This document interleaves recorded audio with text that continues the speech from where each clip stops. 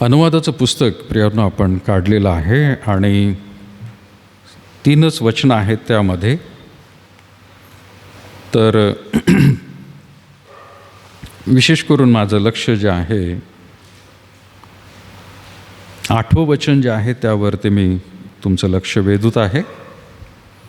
आणि तिथं म्हटलेलं आहे अनुवाद याचा 9वा अध्याय आणि 8वं वचन, तसेच होरेबातही तुम्ही परमेश्वराला संतापविले तेव्हा तो इतका रागावला की तो तुमचा संहारच करणार होता.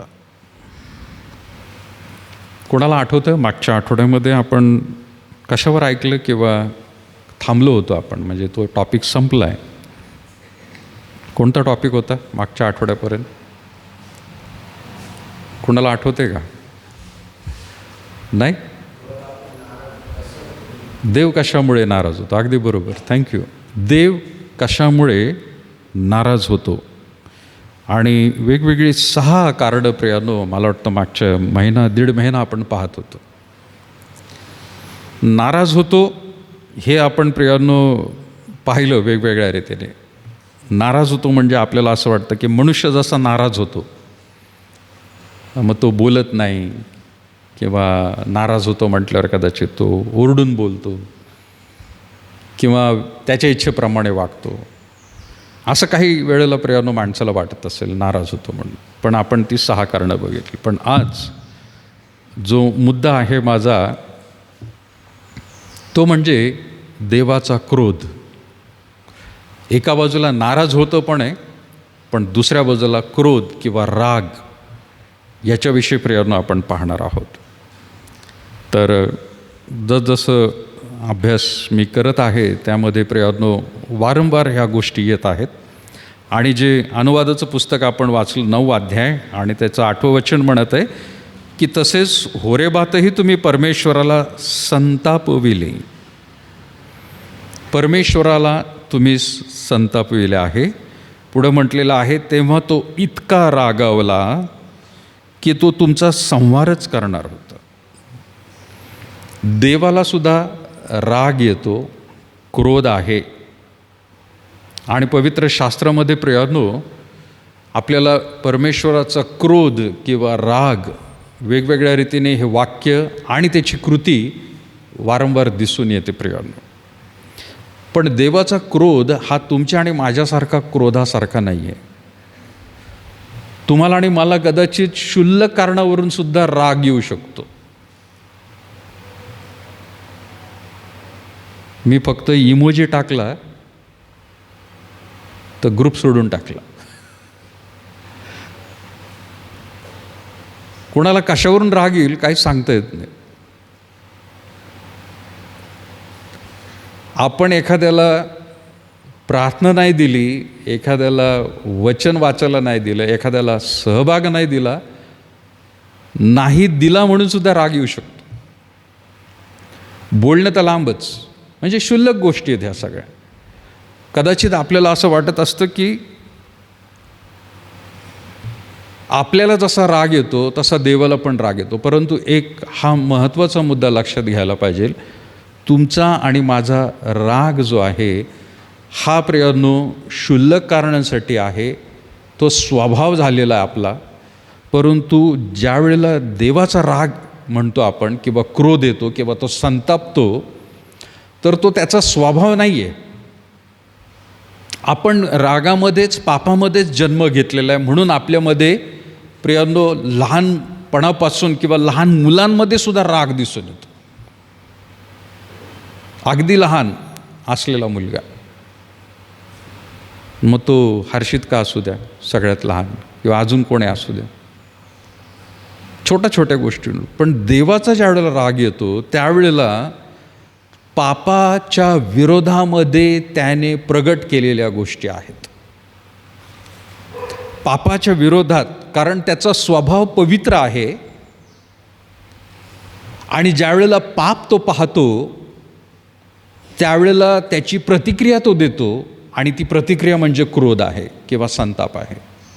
म्हणजे पवित्रतेच्या विरोधामध्ये एखादी गोष्ट जाते, पाप म्हणून त्याला गणलं जातं, त्याच्या संदर्भामध्येच फक्त देवाला क्रोध येतो. देवाला बाकी क्रोध येत नाही. तुम्हाला आणि मला क्षुल्लक गोष्टींवरून येईल, पण परमेश्वराला जिथं पाप दिसत आहे, जिथं प्रियानं त्याच्या आज्ञेचं उल्लंघन म्हणजेच काय, पाप, आज्ञेचं उल्लंघन म्हणजेच पाप, पाप जिथं दिसत आहे तिथं तो क्रोध दाखवतो, संताप दाखवतो प्रियानं. आणि म्हणून मनुष्याचा राग आणि परमेश्वराचा राग याच्यामध्ये अंतर आहे, खूप मोठं अंतर आहे प्रियानो. वेगवेगळ्या रीतीने पवित्र शास्त्रामध्ये ह्या गोष्टी सांगितलेल्या आहेत. तो प्रेमळ आहे स्वभावाने, दयाळू आहे, कृपाळू आहे, आणि विशेष करून तो न्यायीसुद्धा आहे. म्हणजे ज्या वेळेला क्रोध परमेश्वराचा दिसतो, संताप दिसतो, राग दिसतो प्रियानो, त्यावेळेला आपल्याला हे समजून घ्यायचं आहे की परमेश्वर न्यायीसुद्धा आहे. न्याय म्हणजे काय, एखाद्यावर अत्याचार होत आहे तर तो मनुष्य त्याला जाचत आहे, त्रास देत आहे, हे परमेश्वराला खपणार नाही. तो ताबडतोब त्याचा राग किंवा क्रोध दाखवू शकतो तिथे, त्याला त्याचं वाईट वाटतं प्रियानो. मागील आठवड्यापर्यंत आपण बघितलं की देव कशामुळे फक्त नाराज होतो, पण आपण आता पाहणार आहोत की देवाला क्रोध, राग कशामुळे येतो. नाराज होणं वेगळं आणि आता क्रोध दाखवणं वेगळं आहे. आणि तो न्याय म्हणताना एका बाजूला म्हणजे परमेश्वर प्रेमळ म्हणतो आपण, नाण्याची एक बाजू झाली तो प्रेमळ आहे, पण नाण्याची दुसरी बाजू अशी की तो न्यायी आहे.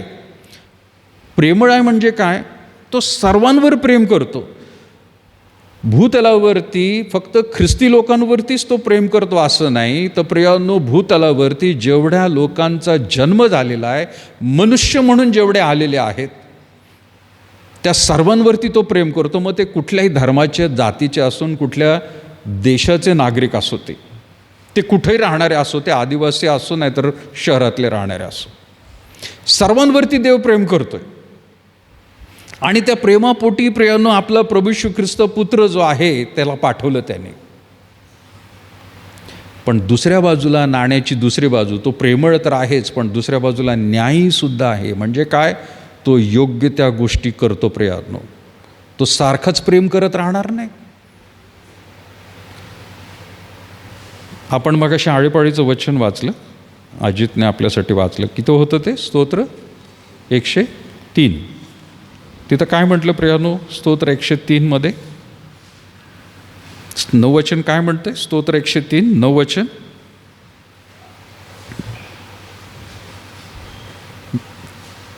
वाचा कोणी? 103 9.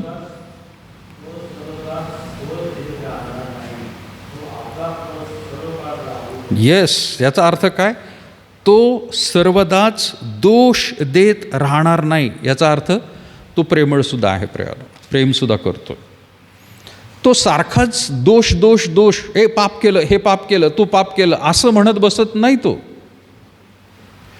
पण प्रियानो तो प्रेम सुद्धा करतो, तो कृपा सुद्धा दाखवतो, तो दया सुद्धा दाखवतो, तो आशीर्वाद सुद्धा देतो, कारण तो चांगला आहे. मग क्रोध का करतो? क्रोध अशासाठी करतो कारण तुझ्यामध्ये पाप आहे म्हणतो तो. तू काहीतरी विचित्र वागत आहेस, आणि क्रोधाला तुम्ही आणि मी प्रवृत्त करतो त्याला प्रियानो. लक्षात घ्या, आपण देवाला म्हणजे मनुष्य जो आहे तो देवाला आपण उगाच भडकावून देतो. त्याचा स्वभाव नाही आहे, राग करण्याचा त्याचा स्वभाव नाही आहे. तो चांगला आहे, तो पवित्र आहे, तो दयाळू आहे. पण ज्यावेळेला प्रियानो पवित्र शास्त्रामध्ये आपण वाचतो की देवाला क्रोध आला, तो संतापला, तर प्रियानो तो पापाच्या प्रती त्याने दाखवलेली क्रिया आहे. ती पापाच्या प्रती, पाप दिसलं तो क्रोध दाखवणार प्रियानो. आणि म्हणून पण स्तोत्रकर्ता दावीद म्हणत आहे या ठिकाणी, तो सर्वदाच दोष देत राहणार नाही, तो आपला क्रोध सर्व काळ राहू देणार नाही. कायमचाच एखाद्या माणसावरती क्रोधिष्ट तो झालेला आहे असं करणार नाही प्रियानो. तो दया पण दाखवेल, तो क्रोध दाखवेल, तो प्रियानो संताप होईल, तो शिक्षा करेल, पण तो वारंवार तसं त्या माणसाला, त्या स्त्री पुरुषा, तरुण तरुणीला, लहान मुला मुलींना तो सारखं तसं करत बसणार नाही. तो त्याच्या प्रियानो क्रोधामधून स्वतःला आवरेल आणि प्रियानो तो दया पण दाखवेल, तो आशीर्वाद पण देईल, अशासाठी की तो अपेक्षा करतो की आता तरी मी याच्यावरती कृपा केलेली आहे, आशीर्वाद दिलेला आहे, तर याने वळावं माझ्याकडे, त्याने त्याचे मार्ग बदलावेत, त्याने पवित्रतेच्या मार्गामध्ये यावे. म्हणून प्रियांनो, आपण क्रोधिष्ट देवाकडे पाहत असताना तो दयाळूपणे प्रियांनो हे पाहायला पाहिजे. ज्या वेळेला प्रियांनो तो शिक्षा करतो त्यावेळेला सुधारणं गरजेचं आहे. त्यावेळेला पुन्हा एकदा प्रियांनो स्वतःला त्याच्या हातात देणं आणि तुझी इच्छा काय ते समजून घेणं प्रियांनो गरजेचं आहे. 10वं वचन म्हणून पुढं काय म्हणत आहे, आमच्या पातकांच्या मनाने त्याने आम्हाला शासन केले नाही, त्याने आमच्या दुष्कर्मांच्या मनाने आम्हाला प्रतिफळ दिले नाही. आपण इतके वाईट आहे प्रियानो, त्या प्रमाणामध्ये त्याला शिक्षा जर करायची असती तर आपण जिवंतच राहिलो नसतो. पण तसं करत नाही येतो, तसं करत नाही प्रियानो. तो शिक्षा करतो, तो ताडण करतो, तो फार मोठा क्रोध दाखवत नाही. आणि म्हणून दाविदाने प्रियानो ह्या गोष्टीचा अनुभव घेतलेला आहे. तो म्हणतोय, आमच्या पातकांच्या मानाने त्यानं आम्हाला शासन केलेले नाही. वधस्तंभावरती प्रियानो आपण म्हटलं, प्रभू येशू ख्रिस्त वधस्तंभावर जो मरण पावलेला आहे, तर तो प्रियानो तुमच्या आणि माझ्या सर्वांच्या वतीने मरण पावलेला आहे. पण मरण ज्या वेळेला आपण म्हणतो वधस्तंभावरती, तर एका पापामुळे सुद्धा तो तुम्हाला आणि मला वधस्तंभावर मारू शकतो. एका पापामुळे, एका आज्ञेचं उल्लंघन केल्यामुळे, 10 आज्ञापैकी एक जरी आज्ञा आपण उल्लंघन केली, तो वधस्तंभावरती तुम्हाला आणि मला खेळायला तयार आहे. कारण तेवढा क्रोध त्याचा आहे किंवा पापाविरोधात त्याला सहन होत नाही प्रियानो. ह्या गोष्टी, पापाच्या गोष्टी सहन होत नाहीत, म्हणून तो तसं करतो. पाप खपतच नाही प्रियानो. आणि म्हणून पवित्र शास्त्रामध्ये वेगवेगळ्या रीतीने प्रियानो आपण ह्या गोष्टी पाहतो की देव प्रेमळसुद्धा आहे आणि प्रियानो त्याच रीतीने तो न्यायीसुद्धा आहे. परंतु तुम्ही आणि मी आपण तसे नाही. आज 5 गोष्टी मी सांगण्याचा प्रयत्न करणार आहे तुम्हाला प्रियानो. देवाचा क्रोध हा वेगवेगळ्या रीतीने आपल्याला दिसून येईल. आणि सगळ्यात सुरुवातीलाच आपण प्रियानो जो शास्त्रभाग वाचला, अनुवाद त्याचा 9वा अध्याय आणि 7वं वचनच आपण वाचलेलं आहे की तिथं शब्द दिलेला आहे की त्याला संताप आलेला आहे. पण मागाशी मी जसं म्हटलं प्रियानो तुम्हाला, 8व्या वचनामध्ये म्हटलेलं आहे, तसेच होरेब येथील होरेबातही परमेश्वराला कुणी दिला आहे, त्याला आपोआप राग आला का? नाही. तिथं काय म्हटले, तसेच होरेबातही तुम्ही परमेश्वराला संतापविले. तुम्ही, त्याचा स्वभाव नाही आहे. मी मागाशी म्हटलं प्रियानो, जसं की माणसाचा स्वभाव असा आहे की कदाचित समोरचा माणूस कशामुळे रागवेल काही सांगता येत नाही, कारण पण नाही आहे त्याचं. पण देव तसा नाही आहे. ज्या वेळेला मनुष्य काहीतरी पाप करतो, त्याच्या आज्ञेचं उल्लंघन करतो, आज्ञा मोडतो, त्याच वेळेला प्रियानो त्याला संताप येतो. म्हणजे त्याच्या संतापाचं कारण, त्याचं रागवण्याचं कारण तुम्ही आणि मी आहोत प्रियानो. पशु पण नाही, प्राणीसुद्धा नाही, फक्त माणूस, मनुष्य भूतलावरती जो कोणी प्रियानो आहे, जो त्याच्या प्रतिरूपामध्ये बनवलेला आहे, तो अपेक्षा करतो की माझ्या प्रतिरूपाप्रमाणे ह्याने जगावं. मी जे सांगितलेलं आहे त्याप्रमाणे तुम्हाला आणि मला क्रोध येतो प्रियानो, आपल्याला सुद्धा राग येतो. पण हा स्वभाव देवाकडून आलेला आहे असं काही लोक म्हणतील.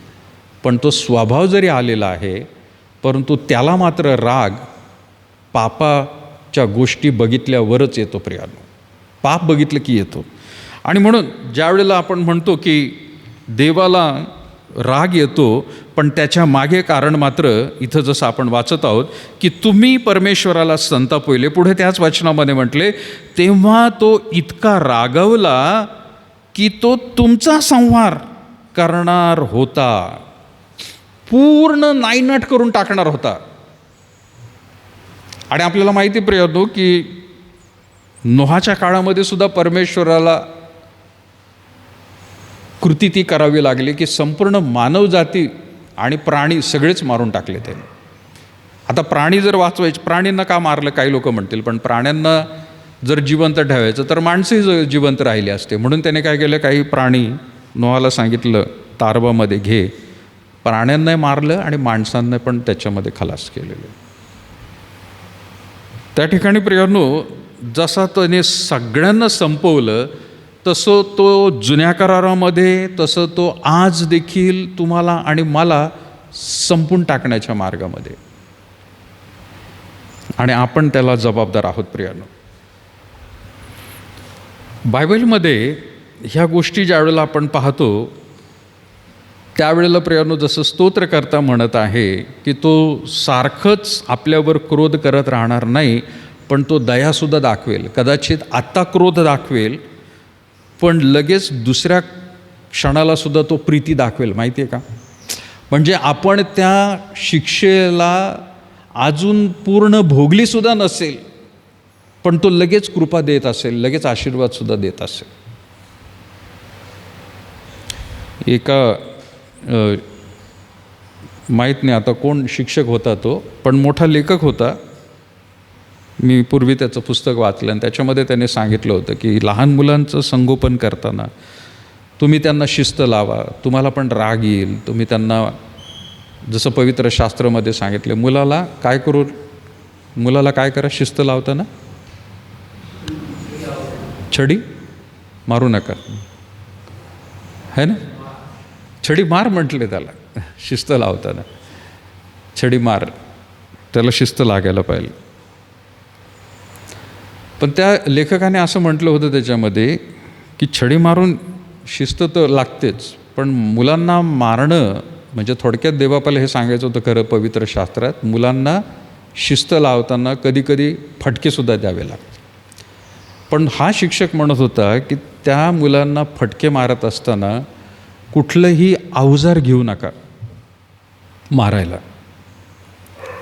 तुमच्या हातांनी त्यांना मारायचं असेल तर हातांनी मारा. का बरं? हा मनुष्य म्हणतोय मुलांना मारायचं असेल, चापट मारायची असेल, धापाटा घ्यायचं असेल, तुम्ही हातांनी मारा, छडीने मारू नका. त्या पुस्तकात त्यांनी लिहिलं होतं. का कारण लिहिलं होतं? मारल्यानंतर तुम्हाला तुमच्या हाताला सुद्धा संवेदना जाणवतील, तुम्ही किती जोरात मारले त्याला. जर हातामध्ये छडी घेतली आणि त्याने जर मारलं, तुम्हाला कळणार नाही त्या मुलाला किती लागलं म्हणून, किती जोरात फटका लागला. पण जर हाताने मारलं तर समजेल तुम्हाला त्याला किती वेदना झालेल्या आहेत. त्या वेदना तुम्ही त्याला मुद्दामून दिलेल्या आहेत, पण तुम्हाला पण समजेल हातामुळं की त्याला वेदना किती झालेल्या आहेत. आणि कालांतराने त्याच पुस्तकात त्या माणसाने लिहिलं की मी माझ्या मुलाला आज इतकं मारलं की तो ढासाढासा रडायला लागला. आणि कशाने मारलं माहिती? त्याने त्याच्यात पूर्ण वर्णन केलेलं. कशाने मारलं? मी माझ्या मुलाला आज मोराच्या पंखाने मारलं त्याला, आणि तरी तो ढासाढासा रडला. मोराच्या पंखाने? मोराचा पंख लागतो? उलट मोराचा पंख काय करतो? गुदगुल्या होतील. पण तो म्हणतो माझा मुलगा रडला, भयंकर रडला, मी मोराचा पंख घेऊन त्याला मारत होतो. त्या मुलाला ते समजत होतं की बाप किती रागावलेला आहे. खरंच मला जर त्याने मारलं असतं तर मला किती वेदना झाल्या असत्या. तर मुलाला वेदनांमुळं नाही रडायला आलं तिथं म्हटलं. मुलाला वेदनांमुळं रडायला आलेलं नाही, मुलाला ते रडायला आलं की माझ्या बापाला मी किती दुःख दिलं, की त्याच्यामुळे तो एवढा क्रोधिष्ट झालेला. येतंय लक्षात तुमच्या काय बोलतोय? डोक्यावरून चाललंय. देव अगदी त्याप्रमाणे प्रियांनो तुम्हाला आणि मला शिस्त लावत असतो. एका बाजूला तो फटके देईल, तो सर्वदाच दोष देत राहणार नाही. दावीद म्हणतो तो आत्ता दोष देईल, तो आत्ता फटके देईल, पण तो ताबडतोब दया करतो, तो प्रेम करतो, कुरवाळतो.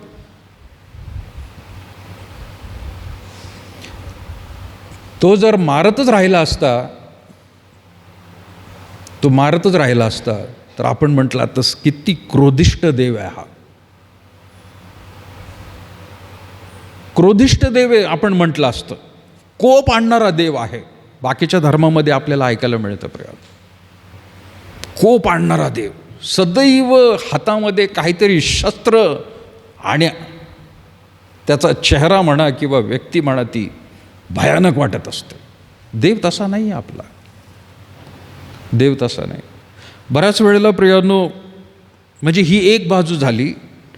दुसऱ्या बाजूला हे म्हणत आहे आपण, तो खूपच दयाळू आहे असं नाही आहे की नुसतीच दया करत राहतो, नुसतंच प्रेम करत राहतो. तो कुणाला काही शासन करत नाही, तो कुणाला काही दोष लावत नाही, तो कधी बोलत नाही, तो रागवत नाही. जर तो नुसता क्रोधिष्ट असता तर आपण म्हटलं असतं खूप क्रोधिष्ट, चीड आणणारा देव आहे.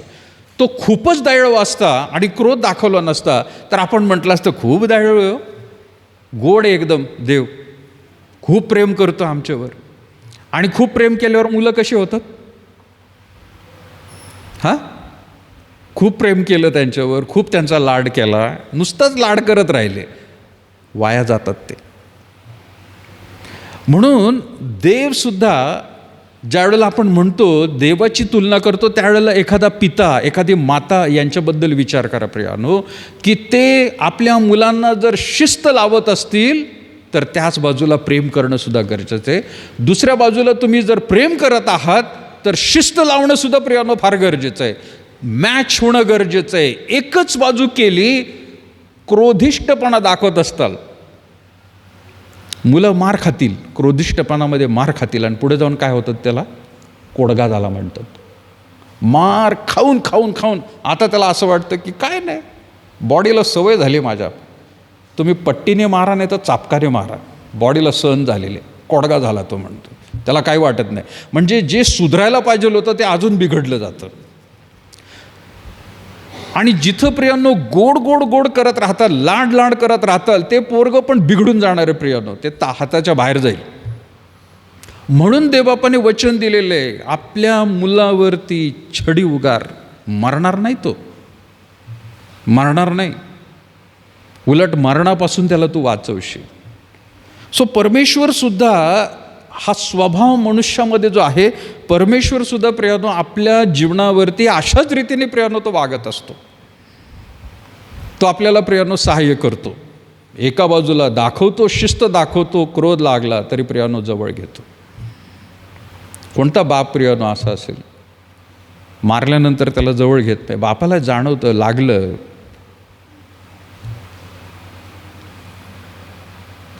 आमचे तर फक्त इथं छापखानाच व्हायचं लहान असतं, आणि कधी छापलं जायचं कळायचंच नाही. अरे इतकं सटकन जायचं ते सगळं, पण नंतर जवळ घ्यायचे. नाही, असं नाही करायचं. जाणवायचं, बोटं जाणवायची इथं, हे एक बोट, हे दुसरं बोट, हे तिसरं बोट, असं जाणवायचं प्रियांनो. पण त्याच वेळेला प्रेमसुद्धा त्याच्यानंतर, आणि परत वॉर्निंगसुद्धा, परत करू नको. अगदी देव प्रियांनो असंच करतो तुम्हाला आणि मला. तो प्रेम करेल, पण जर आपण प्रियांनो त्याच्या इच्छेप्रमाणे, त्याच्या आज्ञेप्रमाणे, त्याच्या प्रियांनो विरोधात काही वागलो, तो संतापही दाखवेल, क्रोध करेल, पण क्रोध केल्यानंतर परत एकदा तो प्रेमसुद्धा करेल. ही आपल्या देवाची सुंदरता आहे प्रियांनो. हे दुसऱ्या देवांमध्ये कधी सापडणार नाही तुम्हाला. आणि म्हणून मी दरवेळेला प्रियांनो हे वाक्य म्हणत असतो, सर्व धर्म समभाव इम्पॉसिबल. ख्रिस्त हा वेगळा आहे, हा देव वेगळा आहे. पण हा देव तसा नाही आहे प्रियांनो, ह्याच्या हातात शस्त्रच नाही आहेत. पण हा प्रियांनो त्याच्या वेगळ्या मार्गाने प्रियांनो आपल्याला शिस्त लावत असतो. आणि म्हणून जो पहिला मुद्दा म्हणत आहे की आपण देवाला आपण क्रोध देत असतो, आपण प्रवृत्त करतो. प्रवृत्त शब्द मराठीत, इंग्लिशमध्ये प्रोवॉक. मुद्दामून एखाद्याला चिडून देतो नाही का आपण, काहीतरी असं करायचं. लहान मुलांमध्ये असतं कधी कधी, तो मुलगा रडतो किंवा जाऊन चिडून मारतो आणि त्याला विचारलं का रे मारलं तू, तो मला असं असं करत होता मागं. म्हणजे काय, त्याला असं असं केलं तरी काय होतं, चिडतो तो, प्रोवॉक झालं, तो प्रवृत्त केलं, त्याला प्रवृत्त केल्यामुळं तो येऊन तिथं त्याला मारतो. आपण प्रियांनो परमेश्वर म्हणजे जर पाप जगामध्ये नसतं, थोडक्यात मी म्हणते प्रियांनो, जर पाप जगामध्ये जर नसतंच तर देवाचा क्रोधसुद्धा नसताच.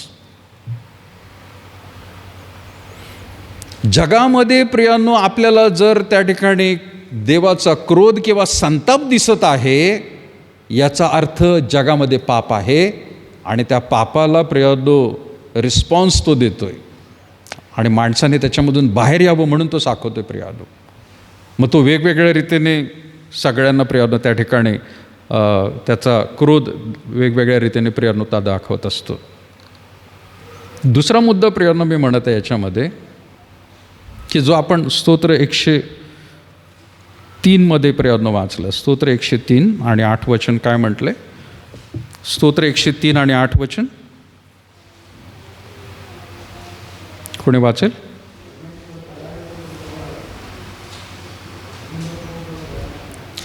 यस, थोडंसं मोठाने वाचा. परमेश्वर दयाळू व कृपाळू आहे, तो मंद क्रोध व दयामय आहे.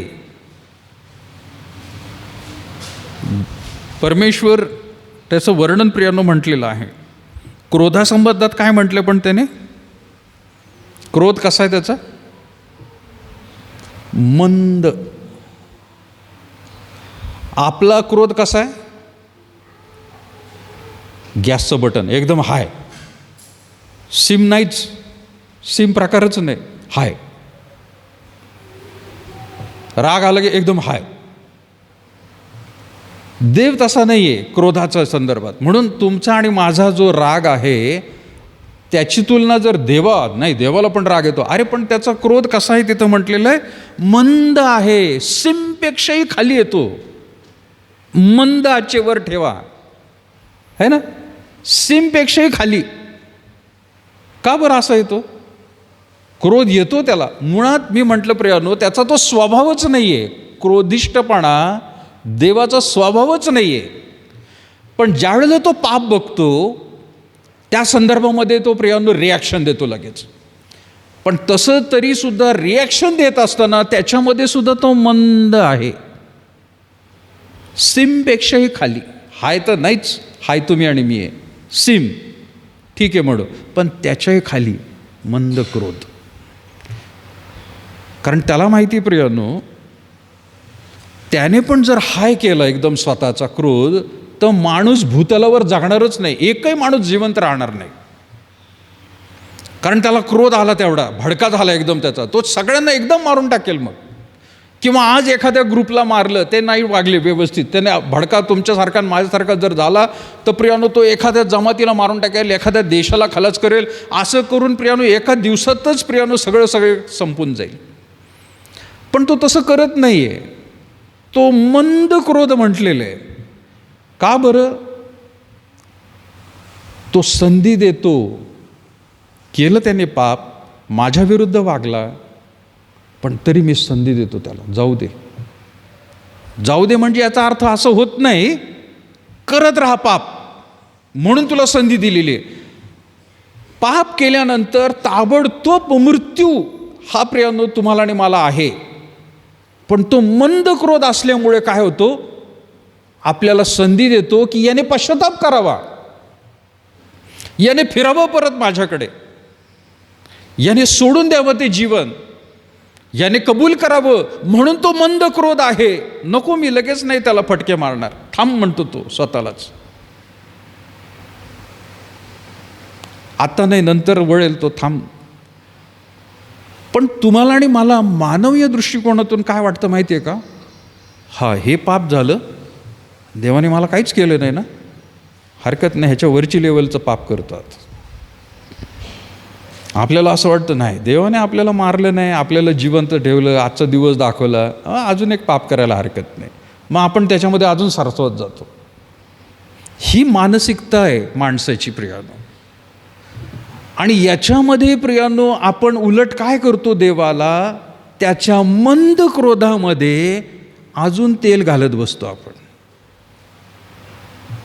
वाईट काहीतरी करून, क्रोध त्याचा मंद आहे, एका पापामुळे सुद्धा प्रियानो तो भडका होऊ शकतो त्याचा, पण त्याने स्वतःला इतकं कंट्रोलमध्ये ठेवलेलं आहे, मंद आहे तो, म्हणतो क्रोधामध्ये, तो म्हणतो संधी देऊ त्या सगळ्यांना, पश्चाताप करेल तो, फिरेल मागं तरी येईल परत. उधळ्या पुत्राचं जीवन लक्षात असू द्या. त्याने बापाकडून संपत्ती मागितली, गेला. तिथंच हाय जर राग असता एकदम, बापाने संपत्ती दिल्या दिल्या त्याला म्हटलं असतं, संपलं, तुझं आणि माझं काही नातं नाही आता, तुझ्यासाठी मी मेलो आणि माझ्यासाठी तू मेला, संपलं, हाय एकदम. पण देवाने त्या उधळ्या पुत्राच्या बापाकडून स्वतःच्या जीवनाबद्दल प्रियानो दाखवलेलं आहे, स्वभावाबद्दल दाखवलेलं आहे की तो मंद क्रोध आहे, की पोरग गेलं निघून तरी ते बाप कदाचित जाऊस तोर लांबून ते पोरग चालले, पण ते बाप डोळ्यामध्ये सारखं त्याला बघत असेल, अरे चाललंय माझं पोरग. भले ते संपत्ती गेले, त्याला संपत्तीचं काय वाटत नसणार, पण पोरग चाललंय माझं, माझ्या हिस्सा, माझ्याकडून हिस्सा तो घेऊन गेलेला आहे, त्याच्याबद्दल त्याला काही वाईट वाटत नाहीये. अरे पण माझं पोरग ते चालले निघून, त्याच्याबद्दल त्याला दुःख होत असेल. आणि म्हणून आपल्या डोळ्यांसमोरून प्रियानो तो नाहीसा उस्तवर तिकडे लक्ष लावत असेल, आणि गेल्यानंतर सुद्धा कितीतरी दिवस प्रियानो तो वाट बघत असेल, त्याच मार्गांनी तो परत एकदा येईल. मंद क्रोध. आणि त्याच प्रकारे प्रियानो देव दाखवतो, मंद क्रोध असल्यामुळे काही दिवसांनी ते पोरग परत आलं. त्याला दिसलं, ते दिसल्या ताबडतोब त्याने ओळखलं की अरे या मार्गाने माझं ते पोरग गेलं, हीच ती आकृती. लांबून तो बारीक दिसत असेल, धावत नोकरांना सांगितलं, अरे जा, माझं पोरग परत आलेलं आहे. मंद क्रोध. त्या मंद क्रोधामुळे नोकरांना सांगितलं, त्याला जोडे घाला, चांगला सदरा घाला, अंगठी घाला हातामध्ये, पुष्ट वासरू कापा. जो मेला होता तो जिवंत झालेला आहे. तो बाप म्हणजे देवाचं प्रतीक प्रियानो दिसून येतो. आणि ते पोरग म्हणजे तुम्ही आणि मी आहोत. आणि म्हणून प्रियानो, देवाला ज्यावेळेला आपण म्हणत आहोत त्याला राग येतो, पण तो सुद्धा मंद आहे प्रियानो, सावकाश आहे. तो एकदमच भडका दाखवत नाही, तो संधी देतो. जाऊ दे म्हणतो, केलं झालं त्याच्याकडून, परत येईल, तो क्षमा मागेल. आणि त्याला अपेक्षा तीच असते की तो परत एकदा माझ्याकडे यावा आणि जे त्याच्याकडून झालेलं आहे त्याच्याबद्दल कबुली द्यावी, क्षमा मागावी, म्हणजे परत एकदा मी त्याला स्वीकारेल आणि त्याला आशीर्वादित करेल. ते पोरग निघून जरी गेलं, त्याच्यापासून दूर झालं, तर प्रियानो, बापाला माहीत नाही ते कुठं गेलं नंतर, पण तुमचा आणि माझा बाप, स्वर्गीय बाप जो आहे, त्याला सगळं माहिती आहे. हा भूतलावरती कुठं माझ्यापासून किती लांब गेला, माझ्या आज्ञेच्या विरोधात कसा वागला, पण तरी देखील प्रियांनो, आपला बाप, स्वर्गीय बाप असा आहे की आपल्या सगळ्या गरजा पुरवत राहतो. तो जाऊ दे, तो एकदम खाणं पिणं बंद नाही करत, तो एकदम आपल्याला हार्ट अटॅक आणून देत नाही, तो अपघातामध्ये टाकत नाही प्रियानो. का? देवाच्या विरोधात, तू माझ्या विरोधात वागला असं म्हणून तो प्रियानो शिक्षा करत नाही, पण तरी आपली कृपा पाठवत असतो प्रियानो. काय कृपा पाठवतो? आज त्याने असं केलं, जाऊ दे, त्याला मारलं असतं, पण जाऊ दे, उद्याचा एक दिवस दाखवू त्याला. नुसतं दिवस दाखवणं म्हणजे साधं नाही आहे प्रियानो. त्या दिवसभरामध्ये त्याचा श्वास, त्याला अन्न, त्याला पाणी, त्याची मानसिकता, त्याच्या सर्व गोष्टींची काळजी घेणं म्हणजे दिवस दाखवला त्याने आणखीन एक. म्हणजे तुम्हाला आणि मला जो आज एक नवीन दिवस दाखवला देवा, तर ह्या दिवसामध्ये प्रियानो आपल्याला काय काय गरजेचं आहे ते सगळं काही त्याने देऊन केलेलं आहे प्रियानो. जेव्हा की आपली बिलकुल पात्रता नाही आहे, ती आपली बिलकुल पात्रता नाही आहे की आपण ते घ्यावं म्हणून. आपली पात्रता प्रियानो ताबडतोब मारून टाकण्याची होती त्याची. पण हे कशामुळे दिसतंय प्रियानो? मंद क्रोध. नाही म्हणतो तो, जाऊ दे. दुसरे पेत्र प्रियानो काढा कृपा करून. दुसरे पेत्र 3 अध्याय 9 वचन काय म्हणतं बघा. पेत्राचे दुसरे पत्र 9 अध्याय 3 अध्याय आणि 9 वचन.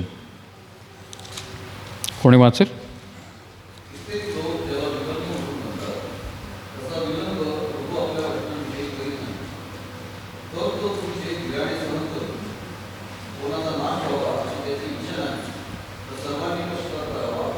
Yes, thank you. कित्येक लोक ज्याला विलंब म्हणून म्हणतात. आता पेत्र काय म्हणते प्रियानो? पेत्र प्रभू येशू ख्रिस्ताच्या दुसऱ्या आगमनाविषयी बोलत आहे. तुम्ही आणि मी सगळे उत्सुक होतो कधी कधी, आहे का नाही? कदाचित चर्चमध्ये बसल्यावर सगळ्यांना उत्सुकता वाटत असेल, कधी प्रभू येईल, कधी प्रभू येईल. पण चर्चच्या बाहेर गेल्यानंतर नको यायला, लांब राहू दे, आत्ताच नको यायला, मला हे करायचं, मला ते करायचं, मला ते करायचं. पण चर्चमध्ये बसल्यावर कधी प्रभू येईल, कधी प्रभू येईल आणि मला घेऊन जाईल. चर्चच्या बाहेर गेलं की नको येऊ, थांब जरा, मला कामं करायची आहेत. हा स्वभाव झालेला आहे. पण काही लोक आहेत की अक्षरशः डोळे लावून बसलेले आहेत तिकडे. प्रभू कधी येणार आहे? आता ही चिन्ह घडलं, आता ते चिन्ह झालं, आता बायबलची ही भविष्यवाणी पूर्ण झाली, प्रभू यायचं जवळ झालेलं आहे आणि मलाही जायचं आहे तिथे. पण काही लोक असं म्हणतात, नाही नाही नाही नाही, प्रभू येशू ख्रिस्त यायला खूप वेळ आहे, अजून कित्येक ती चिन्ह भरायची आहेत, अजून नाही झालेलं, पूर्ण नाही होते. त्यावेळेला लोक होती तशी आजसुद्धा लोक आहेत. पण त्यावेळेच्या लोकांबद्दल पेत्र काय म्हणत आहे की कित्येक लोक ज्याला विलंब म्हणून म्हणतात, तसा विलंब प्रभू आपल्या वचनांविषयी करत नाही. त्याने वचन दिलेलं आहे, मी पुन्हा येईन आणि जिथं मी आहे तिथं तुम्हाला घेऊन जाईन. पण ती चिन्ह लक्षात असू द्या, तो म्हणाला.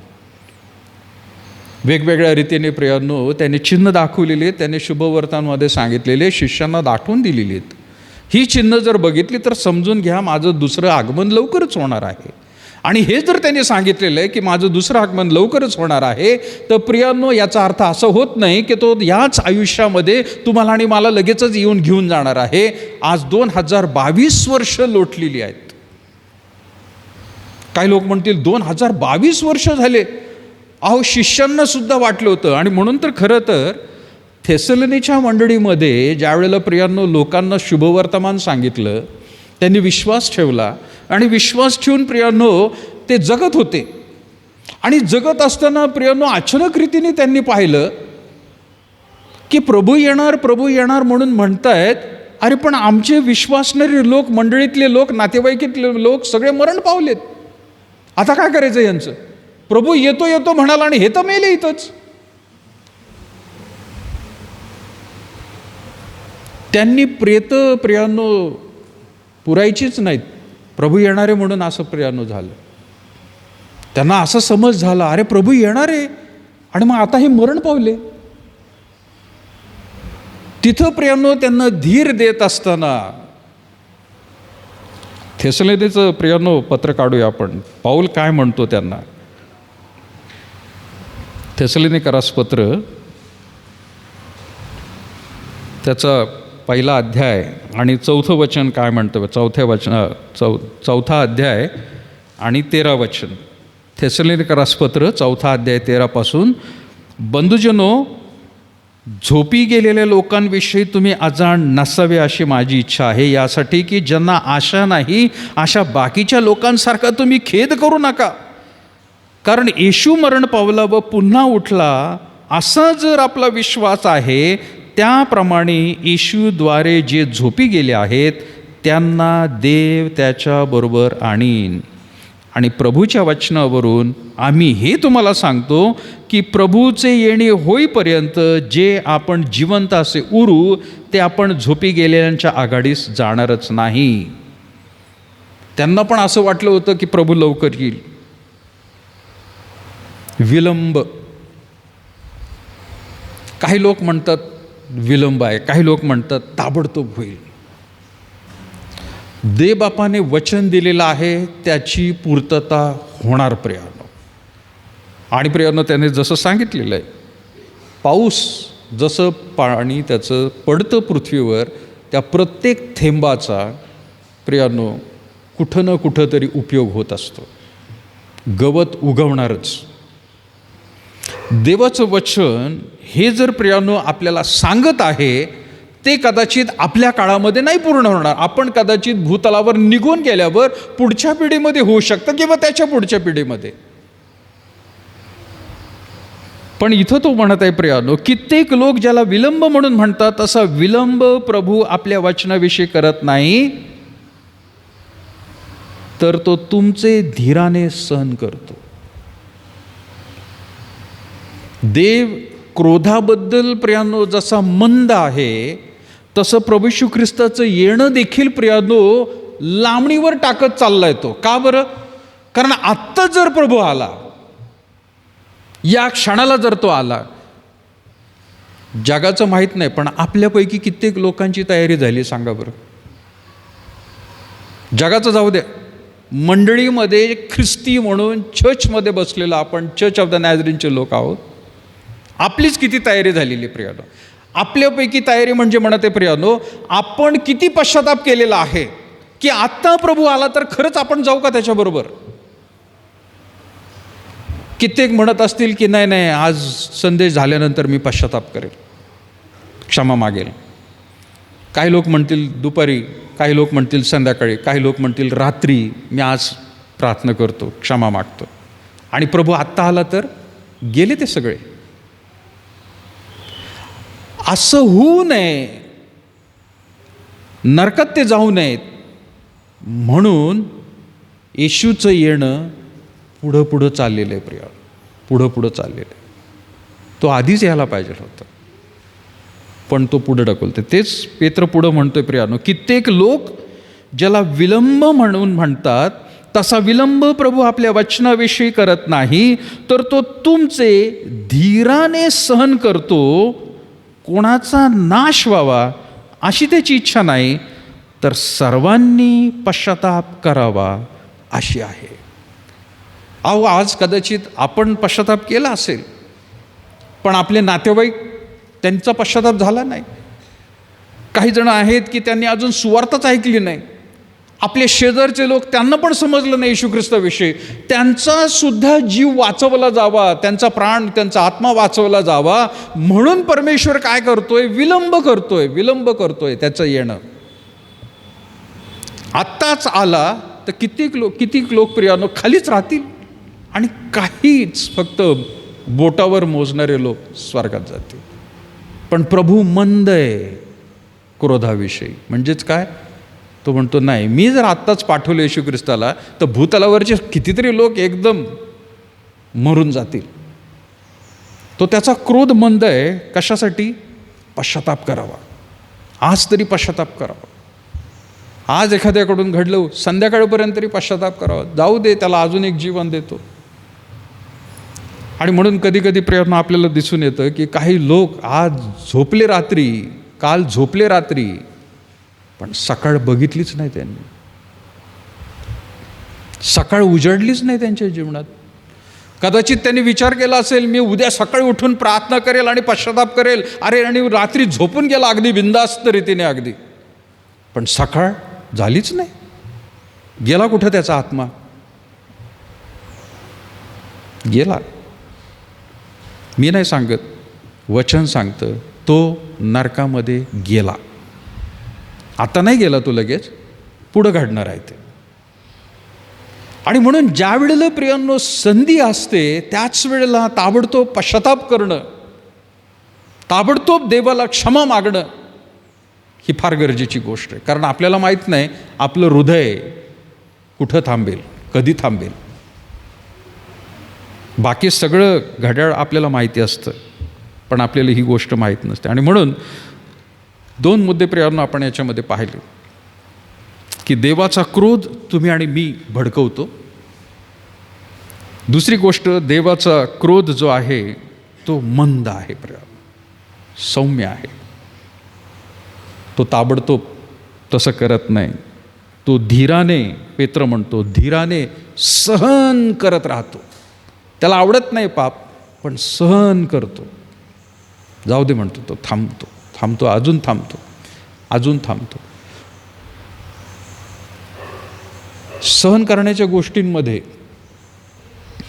येशू ख्रिस्ताने दाखला दिलाय प्रियानो. तेवढं सांगून मी थांबतो आणि मग पुढच्या वेळेला आपण घेऊया. येशू ख्रिस्ताने दाखला दिलेला आहे सहन करण्याच्या संदर्भात. कुठला दाखला आहे, कोणाला आठवतं का?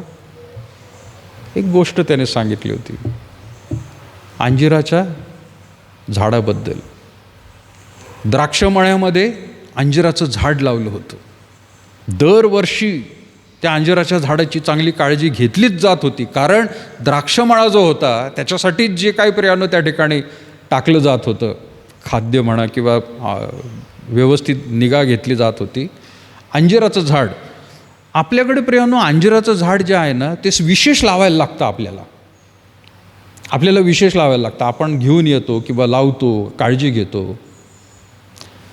पण म्हणजे काही लोकांना मनामध्ये विचार येतात की अंजिराच्या झाडाबद्दल, अंजिराचं झाड द्राक्षाच्या मळ्यात का लावलं येशू ख्रिस्ताने? काय गरज होती द्राक्षाच्या मळ्यात लावण्याची?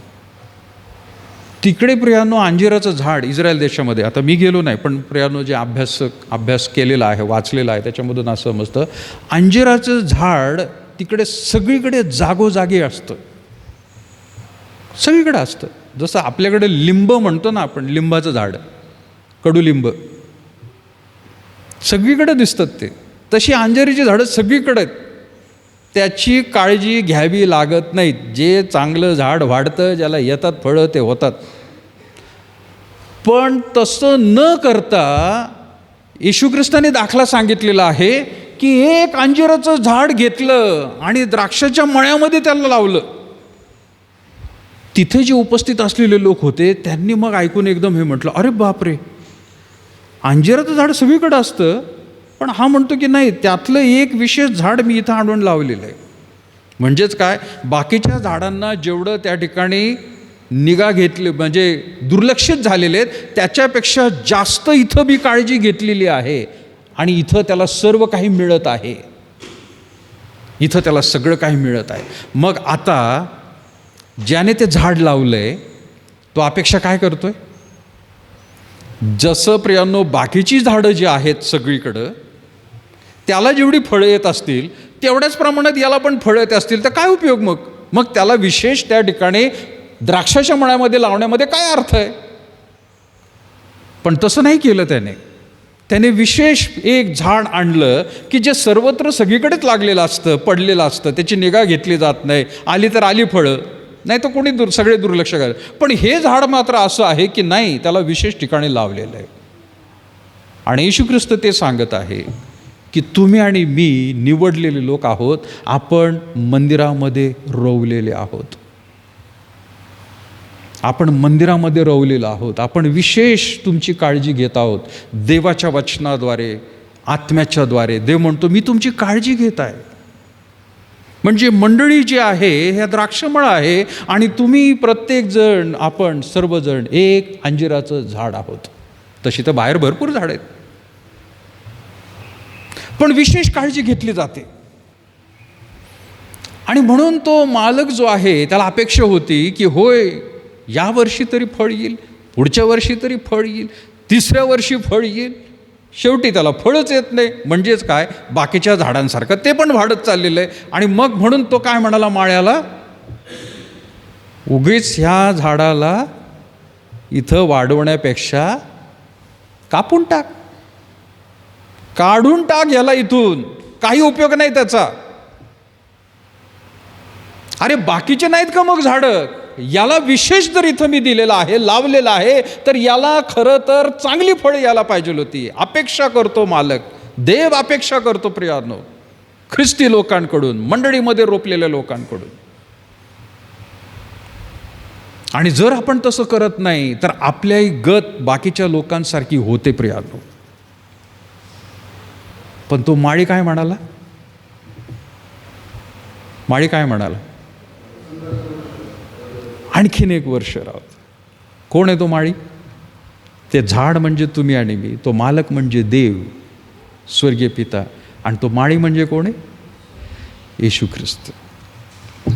तो पित्याला म्हणतो राहू दे ना, आणखीन एक वर्ष, आणखीन एक वर्ष. मंद क्रोध,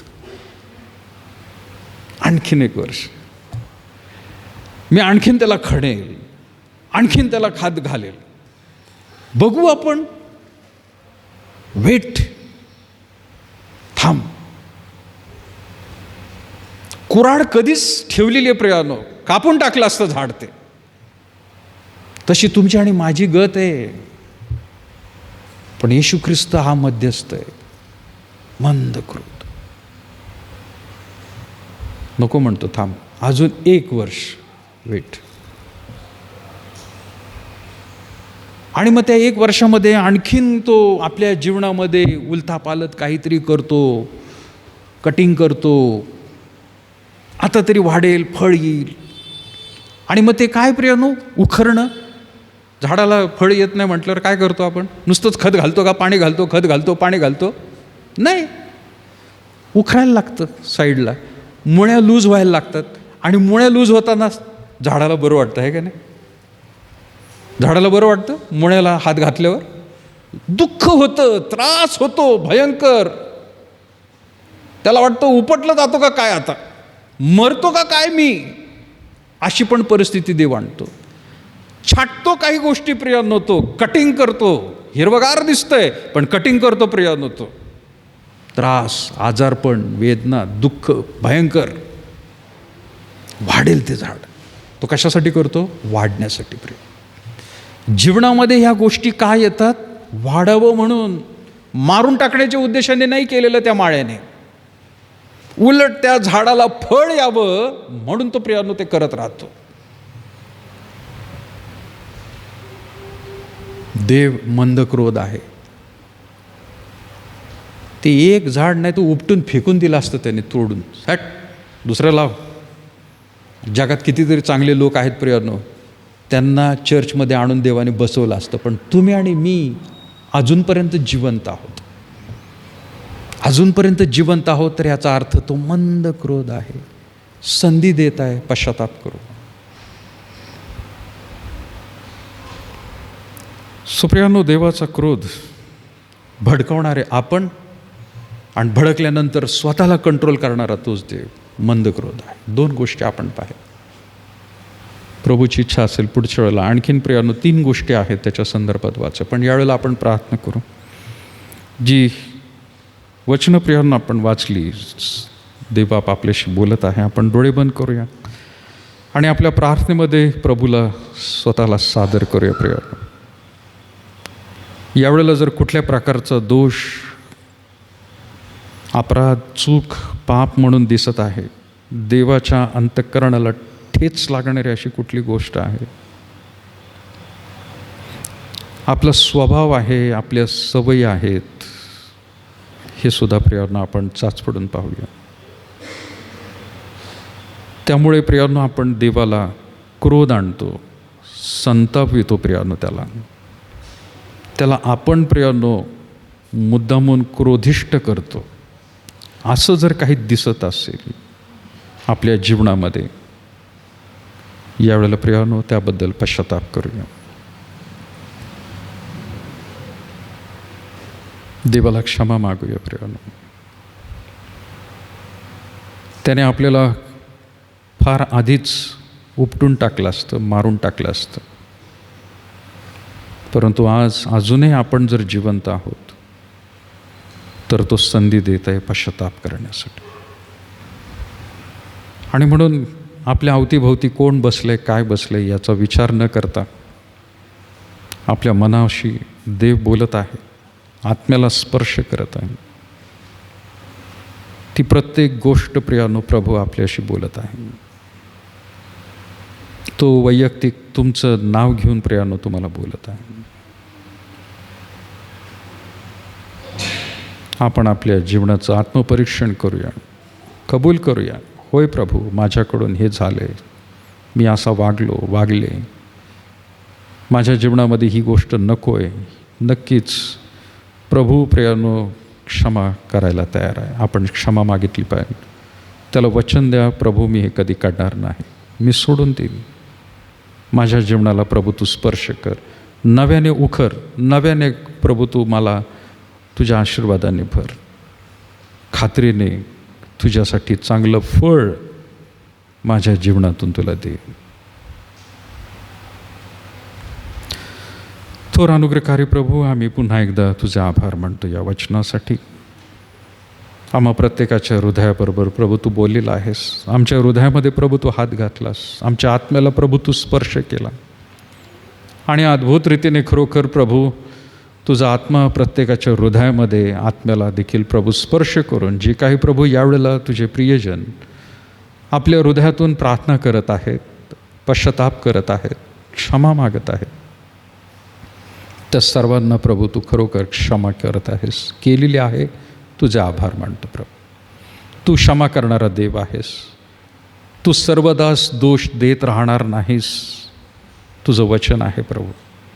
तुझा स्वभाव नाही क्रोधिष्टपणाचा, तुझा स्वभाव चांगुलपणाचा आहे, तुझा स्वभाव प्रेमळ आहे, तुझा स्वभाव दयेचा आहे प्रभू. आणि त्याचा अनुभव आम्ही घेत राहावं. आम्ही प्रभू परमेश्वर तो घेतच राहून प्रभू आमच्या जीवनाद्वारे तू उंचवला जावा असं होऊ दे. आम्हापैकी कोणाचंही प्रभू जीवन असं होऊ देऊ नकोस की आम्ही त्याचा फायदा घ्यावा.